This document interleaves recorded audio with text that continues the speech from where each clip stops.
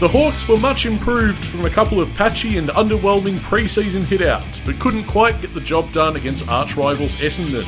Inaccuracy was the big talking point, and meanwhile there's question marks about the midfield and our defensive stocks remain depleted. Is there anything going right?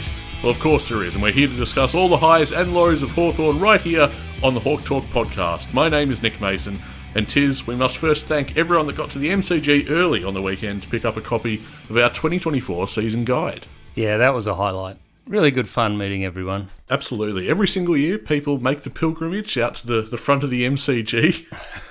Well, this was the best weather we've had for it, though. Oh, it was a little too good if you ask me. It was bloody hot. Nah, it's great. Can summer piss off already? Oh, I'm sure the boys were. How can you not like summer? I'm sure Hawthorn was hoping the sun would piss off. They were seriously tired by the end of that game. Yeah, cramping in the third quarter. That was interesting. By the way, that's why Chol, I think, went off. I've seen a lot of people say, why Marby or Chol? Why take him off? He was stuffed. You think so? I know so. Well, I noticed that Ginnivan really dropped down in his output. He did. I think he sustained some sort of, I think it might have been a leg injury. I have to double check that. He did limp off at one stage. Yeah, it was not for nothing that he had a quiet second half. But what we saw was pretty good. Are you saying he mightn't roll out against the D's? I'm not saying that. Because he was the absolute highlight of my day. I thought there were moments where he just had so much space. He's an incredible player. Anyway, it was great to meet everyone outside the ground, and we had conversations like this, didn't we? What do you think's going to happen today? Absolutely. Met some parents of players. We can't say who. We've been instructed to not say who. We've been instructed not to say who. But that was really nice. It was a great occasion. We do thank everyone for getting there early and picking up a copy of the season mag. We're still selling them, by the way. If you would like a hard copy, you can hit us up, slide into our DMs. We'll send them out. We'll organise something for you. Or we are selling some just before the Melbourne game. So details will be announced via our social channels for that, if you're still keen to pick up a copy of our season guide. It is still relevant, being round 2, isn't it, Nick?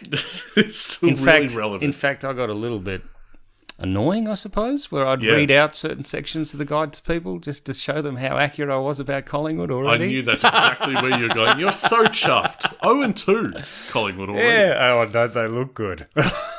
You know what? Collingwood and Brisbane, Hawthorn knocked them both off last year. I could have told you they were vulnerable. Yeah. Hawthorn demonstrated as much. Freo were left with one on the bench, and crazy. They still ran away from Brisbane? That's weird. I mean, Hawthorn's got its own worries in terms of personnel, and we thought it was going to get worse before it got better. It looked like James Sicily was going to be kicking himself, quite frankly, as opposed to someone else. Yeah, we're still pinching ourselves that Sicily has somehow only received a $2,500 fine. He really should have got his money's worth, to be honest, if he was going to be charged that much for that kick. But the great news is he is free to play. It didn't look like he was going to be. It didn't look like it, but that's enough said about that. The tribunal process just seemed to be a complete kangaroo court, and I had no idea that he would get off. I thought he might get 2 weeks by the way it was going, because they wouldn't admit evidence and all that. But I don't really want to talk about the administration of the AFL. And just one more thing before we leave that in the dust. We were talking about this off air. When was the last time before this instance that a Hawthorn player, got off? Well, I mean, he hasn't got off. He's just been fined. Okay. But are we going to give them the benefit of the doubt on that? But I can't remember the last time something was rescinded and we just got away scot-free. Without sanction. Yeah. I cannot recall the last time that has happened. If anyone knows, hit us up, specifically on X/Twitter, whatever you want to call it, at Hawk Talk Pod. We'd love to hear from you, because I cannot for the life of me remember when Hawthorn challenged something and it was downgraded to nothing at all. Anyway, so we have him on Saturday. And we're going to need him. To be quite honest, on Saturday, I was expecting the Dogs to roll out again. I thought, maybe we could play the Dogs for a 3rd week in a row. Could have been better. I mean, look, we were vastly improved on the pre-season hitouts, don't you think? Yeah. We weren't horrible. Nick raved. We weren't horrible. Look, I was in the stands in the last quarter, and I'm there going, all right, we've probably lost this in a few key moments, and also some of our old blokes have missed easy goals. Mm-hmm. And Chol looked nervous in that first quarter. He looked so nervous. Mm-hmm. Especially those shots on goal, and then he got one. Well, he took that huge mark, which was just so relieving for everybody. I think we performed a hell of a lot better after that. I agree. And then Weddle started to strut his stuff after half time. Yeah, just a quick question for you. Whose mark was better? Do I have to compare? Oh, no, we have to because we've got to vote on them, don't we? That's right, yeah. Yeah. Look, Chol got me out of my chair, Yeah. and then I was just wowed by what Weddle did. I would say my reaction was pretty much the same. Chol got me up and about and excited, and then he slots the goal. Amazing, just what we needed. But Weddle's, I think, technically was better. The one-hander, like, come on. Up That's in the insane. armpit. Oh, Yeah, up in the armpit, nuts. though. Almost nothing in the ball in contact with him when he holds the... Look, we're a bit all over the shop, but the point is that if we played this well but kicked better... yeah. Look at this. I was in the stands and I'm saying, I bet you that expected score in the Herald Sun Yeah. is going to have us winning. Mm-hmm. Listen to this. So, expected score for Essendon, 81. That's about what we scored. Yep. Expected score for Hawthorn, 95. We Yeah, okay. scored 83. They scored 107. They scored 107. 17-5, 107 defeated, 11-17, 83. 6 more inside 50s for Hawthorn, 5 more marks inside 50, 6 more scoring shots. But a 24-point loss. Broke even in the stoppage clearances, but the centre clearances really killed us as well. So 18-9 in centre clearances, and I think that says a lot. The inaccuracy combined with Essendon's dominance in that part of the ground really forced that result, and Essendon's 61 tackles to our 44 probably says something as well. Especially in the midfield. I thought we were beaten in the midfield quite surprisingly. Yeah. I didn't expect that to be so one-sided. Again, it was dreadful last year. And they're not a great midfield. Well, yeah. They didn't have Parrish either. And then they send Archie Perkins into the midfield almost on a whim. Yeah, that works for him. Yep. My boy Perkins, who would have been in brown and gold if it were up to me. Yeah, great. But the thing that was really giving people the irrits Yeah. was McGuinness coming on for Chol, who you say was Yeah. dead in the water. Yeah. He's just gassed. Yep. But he's not an impact sub, McGuinness. No, he's not. Nope. And you can't tell me if you hadn't thrown him to Setterfield or Merritt or McGrath, he would have had a far bigger impact on that game. Instead of coming on, what did he do? Play half forward and also run around a bit with Merritt? Did bugger all, and then the game was over. Well, he got a few touches while he was on. He certainly showed that he was quick. Yeah, but you would be. I mean, you think about it. No. Pre-season. His speed across the ground, on average, was higher than... By the way, some people online are having a crack at Wardy. He covered so much ground.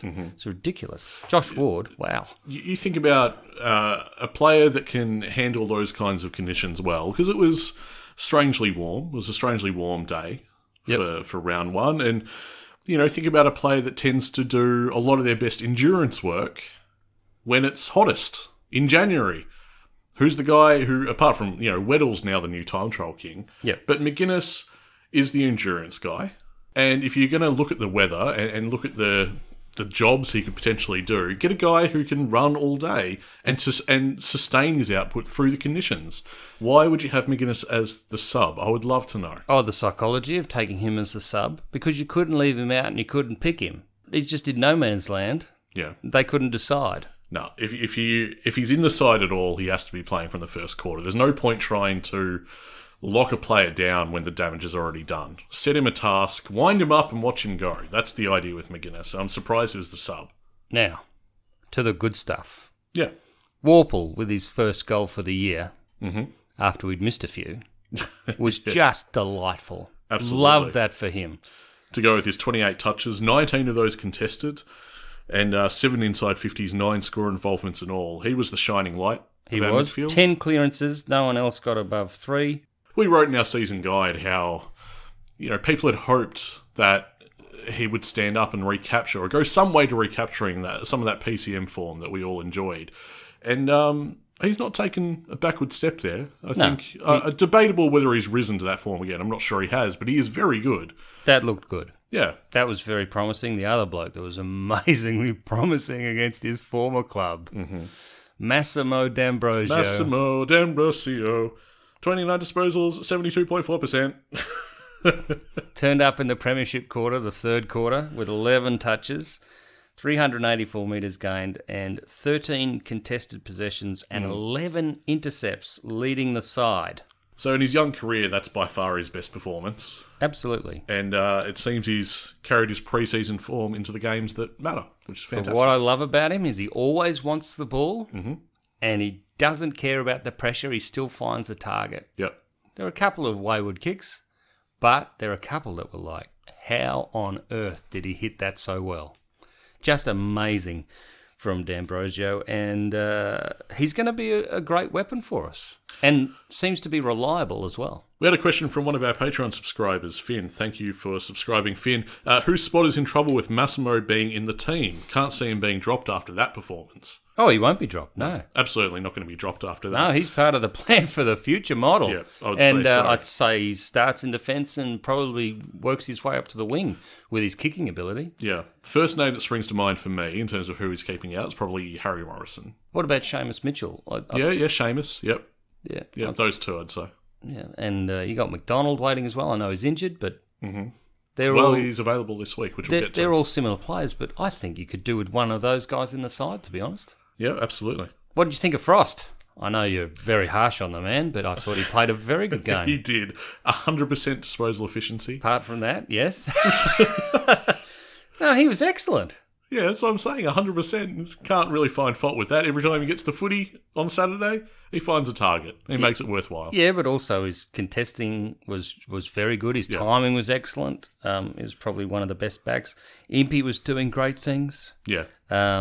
Newcomb had 21, but seemed to be well held for most of it. Yeah, I thought he was well held. A guy that I want to highlight here is Dylan Moore, coming off a bout of glandular fever and question marks around whether he would be available for round one. Even thought to myself ahead of the game, surely he's sub. That's what we said. If I'm going to pick a sub, it might be Dylan Moore. Finishes with 3 goals. Yeah. On a day where that kind of accuracy, 3-zip, is really hard to come by for Hawthorn. 3 inside 50s, 10 score involvements in all, 17 touches at 82.4% disposal efficiency. A couple of the times he marked too. The one going back with a fly to the ball and just sort of hits one palm and then he takes it.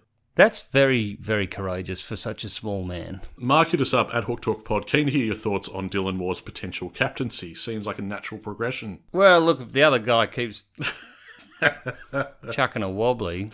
Yeah.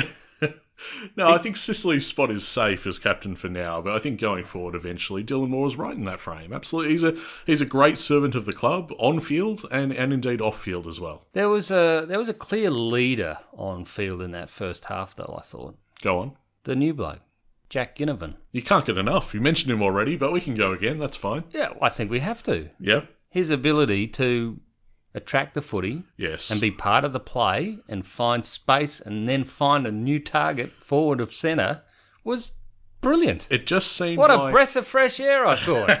It seemed like whenever he got near it, something good would happen. 17 disposals, 2 goals for himself, 8 score involvements, 5 marks, 14 pressure acts, 301 metres gained, 4 inside 50s. I felt like there are times, especially with that first goal, that he slots that and I turn around to my dad and I say, that's why we got him. He kicks those goals. Yeah. He is X-Factor epitomised. And look, his partner in crime, Nick Watson, could have very nearly kicked one of the goals of the year on debut. Yeah. Well, he had a couple of chances. Well, yeah, 3. He missed 3 in the end. He did, but I liked his movement. You know, I'm a bit agnostic on the Wiz. I know. But not exactly sold yet. And the hubris of the Wiz... nickname and all that. I don't know. I like it to be earned. I don't take a backward step from where I've been. I reckon it's all going to come together.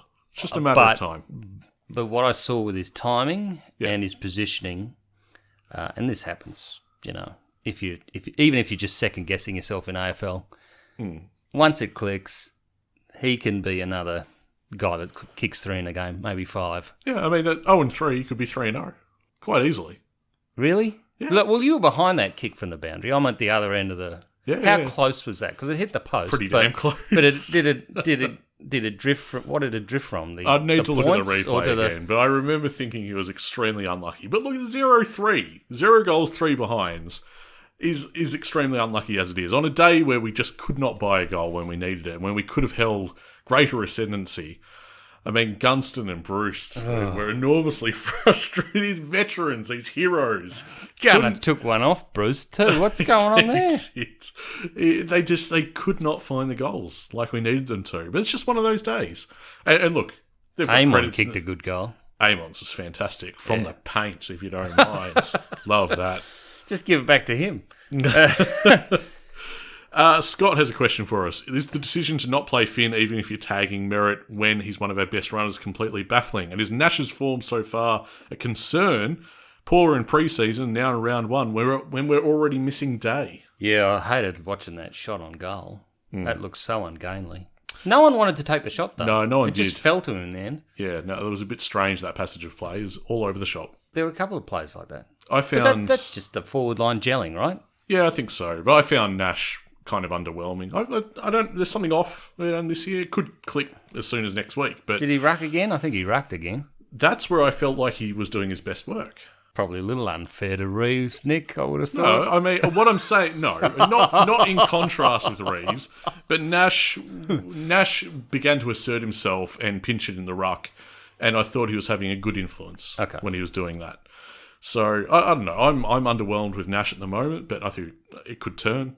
Mm-hmm. I've seen enough from him in his career trajectory to know that the last 2 years, I can bank on that. That's going to come back in. So we're saying basically this was lost at the selection table. Is that what we're saying? Lost at the selection table and lost with the sub. Well, goal kicking. Because you can't really have a crack at the selection if they've just been inaccurate in front of goal. Should they have played the double H? Well, it's hard to argue against it when the midfield gets comprehensively beaten in that manner.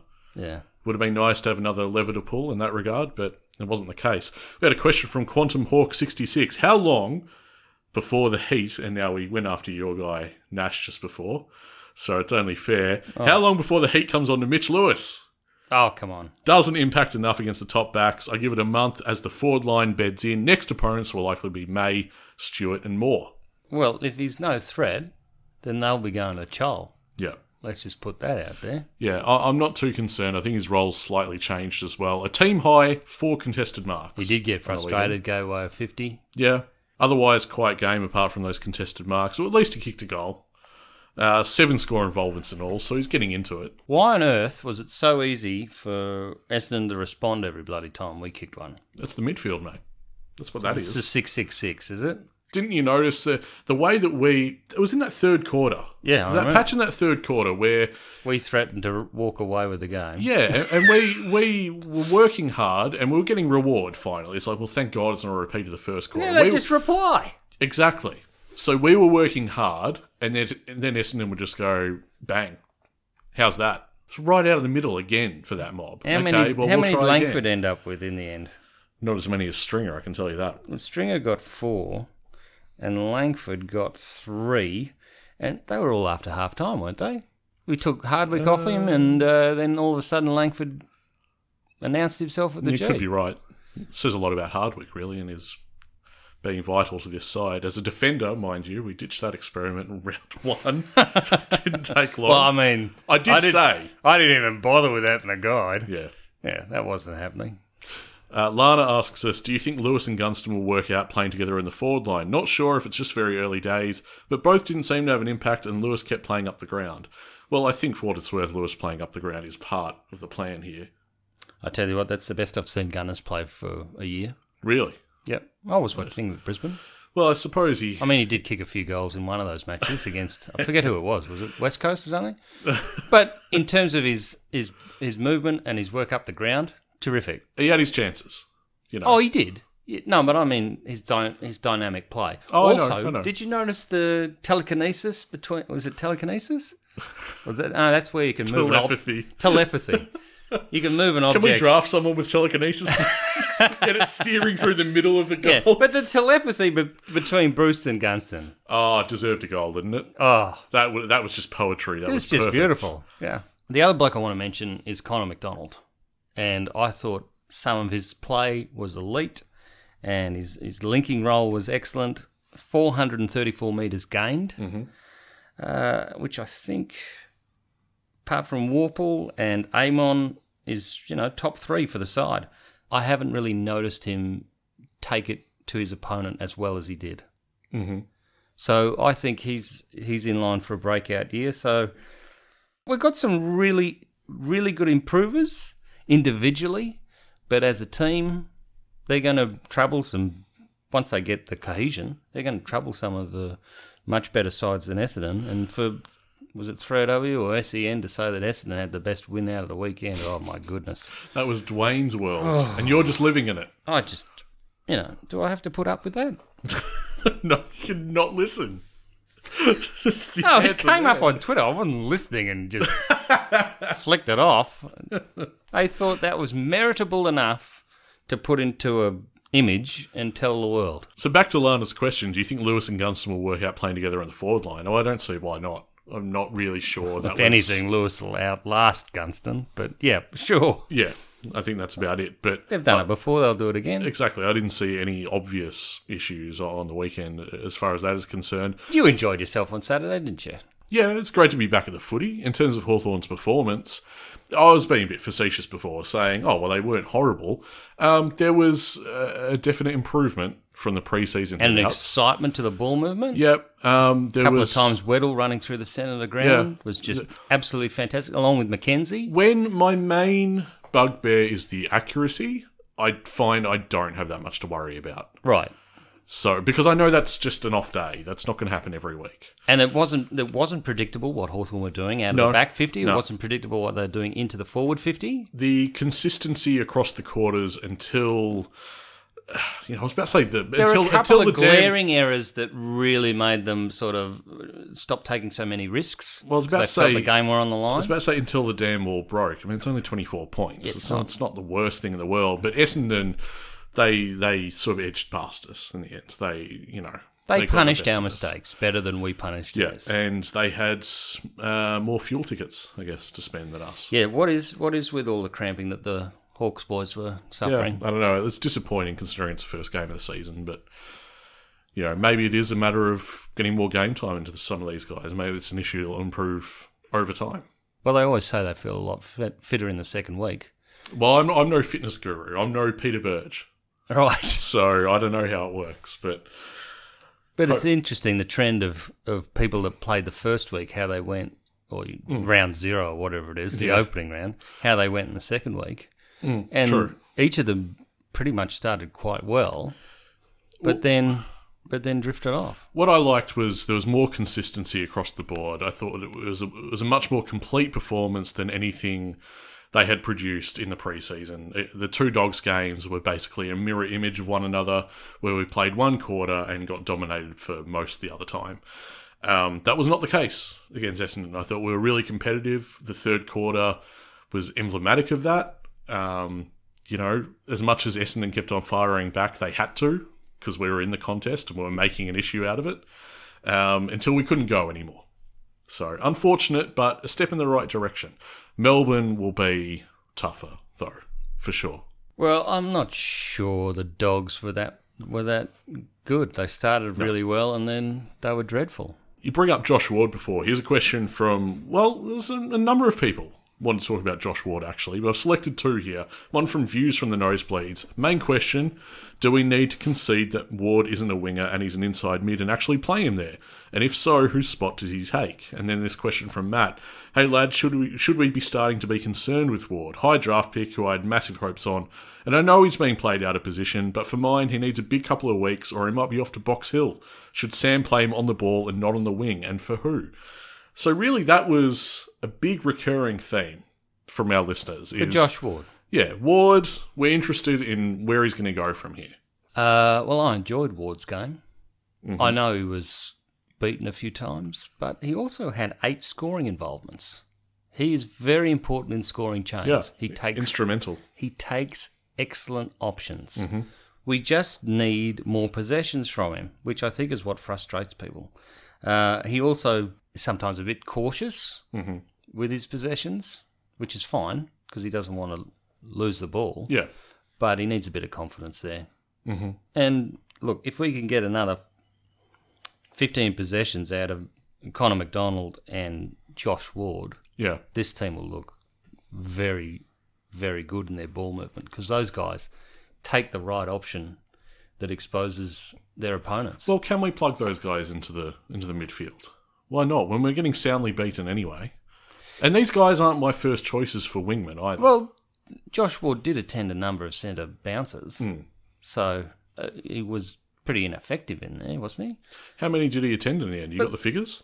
No, I don't have the figures, but I read them the other day. The thing is that if you've only got Reeves getting 3 clearances, Warple getting 10, and then everyone else getting below 2, it's not just down to Ward; it's down to that midfield group under David Hale that they're just not getting it done, and they're not getting it done against Setterfield, Perkins, Merritt, McGrath. They're not. They're not elite. Yeah. Yeah. So I started seeing some things that I saw a lot in the Tom Mitchell, Jager O'Meara sort of era, where there's a lot of outlet for the opposition that we can't defend. Yeah, defensively it was poor. Yep. Yeah. But, Goldstein versus Reeves, I would have felt that Reeves would have been able to get some distance away from Goldie and expose him running forward, but... Yeah, it didn't really happen. No. Question from Dino. Speaking of rucks, Reeves and Chol, or Meek and Chol, or Rammer and Chol in the ruck? Great to have you back. Well, it's great to be back, Dino. Meek and Chol makes such a different ruck to He is. Reeves, isn't he? Yeah. And they don't want to play 2 rucks, really. They just want to have Chol chiming in. I think that's what Dino's going for. I think Rammer and Chol probably wouldn't happen. Not yet. I don't know. I think it might be Rammer or Chol. Do you think they'd compete for that forward? Yeah, I do. Yeah, okay. Yeah, absolutely. But for now, obviously, Chol's got the ascendancy there. I would try Meek and Chol this week. Well, I will tell you that just like Watson, who's probably been told you got 5 weeks, Reeves is the selected ruck for the first month and a half. Yeah, I'd say it's probably right. And then they'll have another look at it. This question from R. Would it be more beneficial to move Weddle from the wing back to the halfback flank and bring Amon back to the wing? A combo of Mass and Amon could definitely help deliver the ball forward. Don't mind it. Didn't think Amon was particularly great in defence. No. Didn't think he would be. But he still kicked a goal. He did play upfield as well. I would be rotating those positions. They're just trying to make sure that Amon has a defensive mindset to his game, even when he is forward. But I think going forward, the idea would be between those 3 guys and say Giath when he's fit and right to go again, they'll start rotating those guys through so they can play. Yeah, but naturally rotating them. So if Weddle takes off, yes, Amon just goes and sits at the half back flank. Yes, exactly. So it's not just a matter of magnets; it's a matter of game plan. Yeah, and you need to have strong on-field leadership for that too, and good voice, which still is yet to develop in this group. And this question from Chris, our last listener question for the episode. We hear talk about Jamara Ugle-Hagan being a free agent in our sights. And certainly this has appeal, but isn't it glaringly obvious that we need a strong Stephen May type in our backline as an absolute priority? Yeah. I'd say that it is. It is? Whether it's available is another question. Anyone coming onto the market? Anyone want to leave their club? Well, yeah, I totally discounted him actually leaving. But Sam Taylor... who was excellent on the weekend. Yeah, continues to be excellent. Yeah. Is there any chance? He's just going to sign with the Giants. Yeah, why would he leave? Yeah. Whereas Jamara Ugle-Hagan, you'd have to say that if the current coach, Bevo, is still there at the end of the year, we would be a significantly better chance of getting Jamara. Yeah, if Jamara's on the table... But if they get a new coach and he swallows the drinks press, the Kool-Aid. Yeah, he drinks the Kool-Aid, then he's staying. Look, if Jamara's on the table, yoink, we are not leaving him there. Like, I'm not sure there's going to be Everybody wants him. Well, exactly. I'm not sure there's going to be a great... Everybody wants Sam Taylor. Why would they come to Hawthorn? And by the way, you've only got a couple of years before Tassie's there. There's not necessarily, besides Taylor, who I think is staying put, there's not necessarily going to be a great defender, but we know Jamara is going to be available. You take whatever great talent you can get. Like, if that's what's in stock, grab it. Why the hell not? I think it'd be fantastic. So I take Chris's point that it's not necessarily the priority, but like if the priority's not in store, you take what you can get. It's all about bringing in the best talent available. Isn't that right, Tiz? It certainly is. And this is what Ruffy's job is, isn't it? This is what's fallen to Roughhead. Yep. He has to winkle out the talent from the other clubs and say, Hawthorn's better than this, mate. Mm-hmm. They're treating you bad and Come over here. Look, the grass is greener. Much greener in Dingley. Is there any grass in Dingley at the moment? I wouldn't have thought so. We did get a couple of images out of the club, didn't we? Was that goalposts or were they stink poles? I couldn't tell. I'm not sure. It's too early for goalposts, mate. All right, let's get to the injuries, Nick.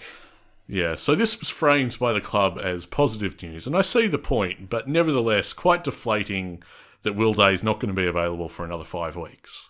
5 games or 5 weeks? They say 5 weeks. Okay.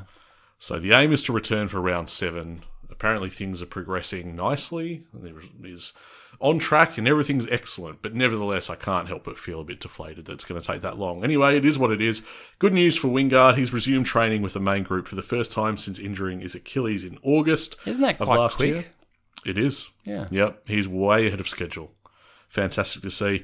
Second-year Hawk Bailey McDonald is going to return via the VFL when Box Hill takes on Casey this weekend, Sunday, March 24 at Casey Fields. Love watching Bailey McDonald. Absolutely, yeah. He was enjoying a great pre-season before being struck down with injury, so Where's Seamus? very timely. Seamus good to go, is he? He might be. I didn't see him on the injury list when I looked at it. Great. So let me double-check that, though. Don't at me, listeners. I'm just going off memory for that It's one. unlike Hawthorn not to name all the injured players, mate. Hawthorn versus Melbourne at the MCG, Saturday, 4:35pm. Don't forget to meet us for a magazine before. Yeah, so I reckon And about then- 10 to 4 we'll be outside the G. All the details will be up on the socials anyway. And then, just temper your expectations. Melbourne won't fold in the first quarter. You'll have to wait. See, I know that when you say fold, you mean as a club. For good. That's your ultimate dream scenario. It is, actually. Yep. But anyway, I hate Melbourne. I don't like the culture of the club. I don't appreciate much about them at all. And the MCC is going to be thronging with them. That was that close to I would not, could not in a house. I would not, could not with a mouse. What? Anyway, it'll be interesting to see some of the individual matchups because at least Melbourne do that. They do go one-on-one They from certainly time to are time. doo-doo. And, they're not in fantastic form, but I don't think we have the weaponry to get past them. I really don't. And I feel like the Hawks will probably wait to light the blue touch paper when they hit Geelong. Yeah, I'm still in a phase of not really being sure what to expect from Hawthorn. I was like that ahead of the Hawthorn-Essendon game where the people who visited for a mag, with some of them I said to them, this is a case of two teams that could be absolutely anything this year. I just don't know. I don't know how to rate them. And I'm still like that with Hawthorn. And that's partly due to the accuracy, to be honest. Kick some of those goals, it turns the game on its head. But the thing is, given how our backline performed on the weekend, if we can't win the inside 50s like we did on the weekend against Melbourne, you can get very ugly very quickly. Yeah, but Melbourne's forward line is notably not that potent. But they've got that big fella with the hair back. Oh, really? They're recalling Sideshow Bob. Yeah, Benny Brown. He's back. Chuck some rakes on the field. He even kicked a goal, mate. Oh, did He even kicked a goal. They got Tom McDonald running around in defence. Because they don't have enough with May and Lever. They've got to put another guy down. It's just been a recurring storyline that their forward line has not been firing. Yeah. So I'm hoping we're able to capitalise on that. Yeah, but we're not meeting them in a prelim, mate. It really comes down to the midfield here. They've got a much better midfield than Essendon. So if we're going, are we going to? I don't think he's going to make any changes. To be honest, I think he's going to go to the players and demand that they do better this week. I think it would be foolish to not play Finn in this instance. Okay. But the question is, who would I take out? But are you bringing another curly one. in another young midfielder? Yep. Who are you bringing in? Surprised not to see Hustler, to be honest. You'd see him come in? Yeah, Yeah, okay. absolutely. Even for your boy Nash. Yeah, that won't happen. Because, if you compare their relative weights of the midfield. I'll get your tip after the social media stuff. Towards the end of the show each week, we're here at the moment, we like to highlight how much it helps when people rate and review our show on the likes of Spotify, Apple Podcasts. If you could spare a moment to rate and review the show, that'd be wonderful. Meanwhile, we'd also love for you to join us over on our social channels.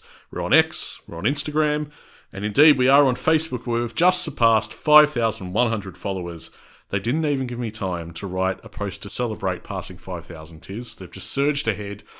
Our social media home has always been Twitter, or X as it's now known, and yet Facebook's just gone bang. Has it? Straight past.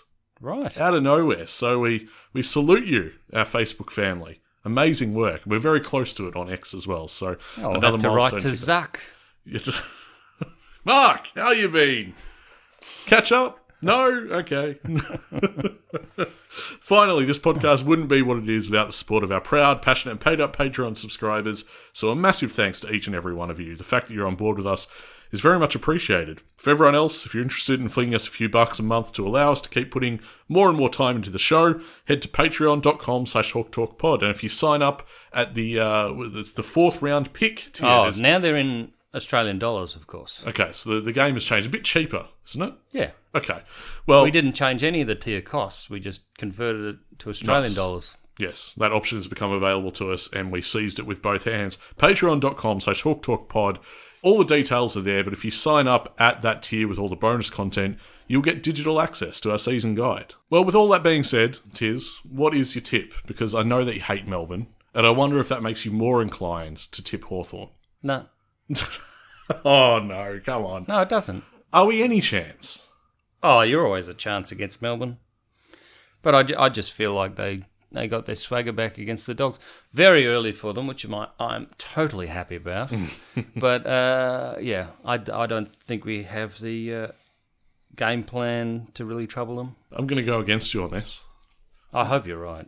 Yeah, it'd be fun, wouldn't it? I'm not down on the Hawks. I think they're going to upset some sides this year. I think they're going to do it after about round 6 when the forward line's functioning and we've got Phillips in the back 6. Yeah. And they're functioning around here when we're giving Sicily some space and manoeuvrability. Look, Sicily was a non-factor on the weekend. If he could do what he normally does and be an extremely important player for us, you might be right. Phillips in? Oh, I hope so. Mm-hmm. It just makes life so much easier for James. Who's out? Right, take your pick. Oh, come on. You got to put a bit more into it than that. Well, structurally, who would make sense? Well, you could do with more pace on the forward line. Mm-hmm. So someone might be sacrificed there. I don't know. I thought we were still a bit light for midfielders as well. I didn't think the balance was right for the side. So if you're saying McGuinness starts and has a run with role, perhaps you'd be looking at.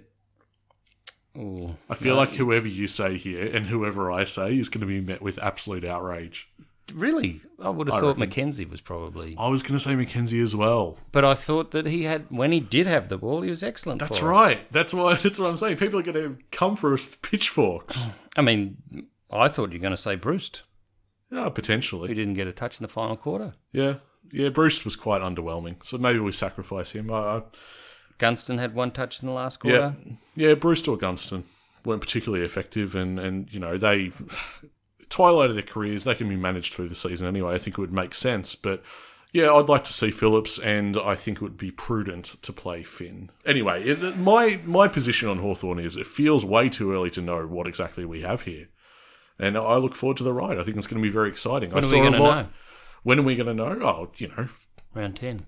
Yeah, first 7 or so rounds. When Will Day gets back, how about that? Yeah. And then suddenly everything will If they click. push it out again, I'm going to be very annoyed. I think they might.